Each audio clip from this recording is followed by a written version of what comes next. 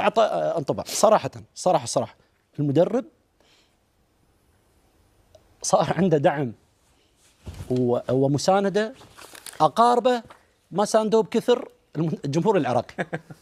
يعني الدعم والمسانده، دعم حكومي، دعم من المسؤولين في الاتحاد، ودعم من الجماهير، الدعم الكبير اللامحدود من الجماهير، وصار خط احمر كاساس.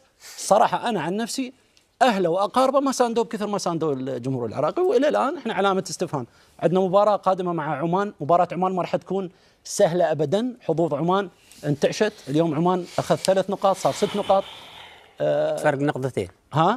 فرق نقطتين. عندك مباراة بعد مع الأردن في الأردن. عندك يعني صراحة كان بالإمكان أنك تأخذ هذه ال3 نقاط، رغم أن المنتخب الأردني كان بوجهة نظري هو من سير المباراة.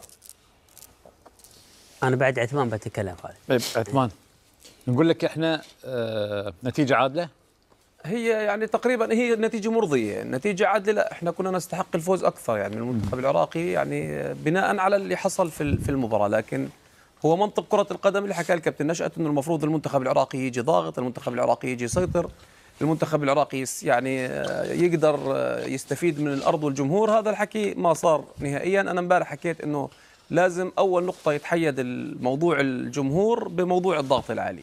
فالحمد لله رب العالمين الكابتن جمال اليوم قراره الفني كان في البداية في الضغط العالي، يمكن فاجأ المنتخب العراقي. المنتخب العراقي موضوع البناء التغى 100%، اضطر على لعب الطويل.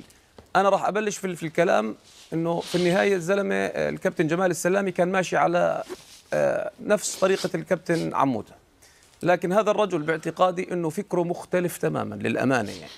فإحنا إذا بنشوف الكابتن جمال السلامي كيف قاعد بغير في المنتخب الوطني، كل المدربين اللي سبقوه ما عملوا التغيير اللي قاعد بيعمله في هاي الفترة. قاعد هو بيعمل أفكار في لاعبين كرة قدم أكثر مهرة، يعني اللاعبين المهرة الصغار قاعد بيلعبهم بشكل مميز، وهي جرأة كبيرة إنك تلعبهم